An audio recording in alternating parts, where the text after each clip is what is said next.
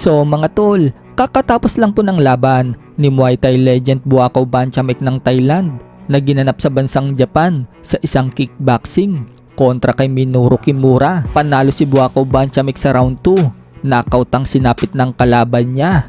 Mainit nga po ang pagtanggap ng mga Japanese kay Buakaw Banchamek noong paglapag pa lang nito sa Japan. Talagang dinumog siya ng mga media at mga fans, kaya sa laban nagpakitang gilas si Buakaw Banchamek. Pinakita nga po niya ang pagiging legend niya. Kung matatandaan mga tol, nakatakda na dapat ang laban nila ni Manny Pacquiao sa April 20, subalit na postpone ang laban at wala pa pong balita kung kailan mare-reschedule. Kaya lumaban muna itong si Buakaw Banchamek sa Japan sa isang kickboxing. Mas naging maingay nga po ang pangalan ni Buakaw Banchamek sa boxing community nang dahil sa pagkasan nito sa nag-iisang 8 Division World Champion Manny Pacquiao.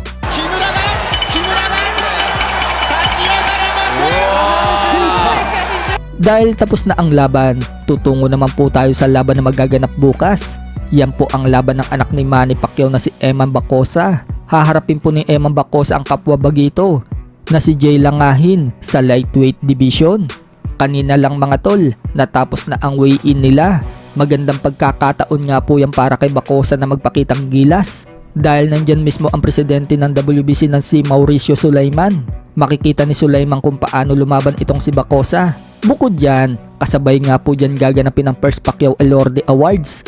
Paparangalan po ang ilang mga boksingero natin katulad nila Marlon Tapales, Melvin Jerusalem at iba pa. Sa kabilang banda naman mga tol, nanawagan nga po si David Benavides kay Turki Alalsik ng Saudi Arabia na tulungan daw siyang ikasaang labang kay Canelo Alvarez. Paliwanag ni Benavides, idodonate daw niya lahat ng kikitain niya sa anumang gusto ni Turki Alalsik na charity kapag tinalo daw siya ni Canelo Alvarez. Pero kung matatalo naman daw niya si Canelo Alvarez, siya daw ang magdodonate sa mga nangangailangan na tulong sa mga mahihirap sa iba't ibang bansa.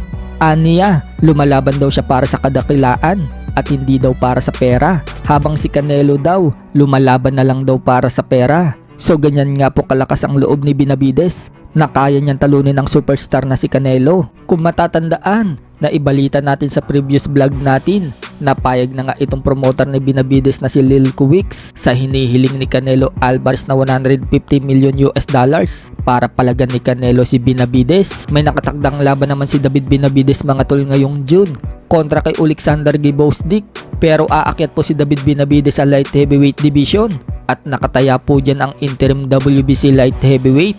Ipoposisyon nga po dyan si Benavides para sagupain niya ang mananalo sa laban ng Dmitry Bivol versus Artur Beterbiev na magaganap na sa June 1.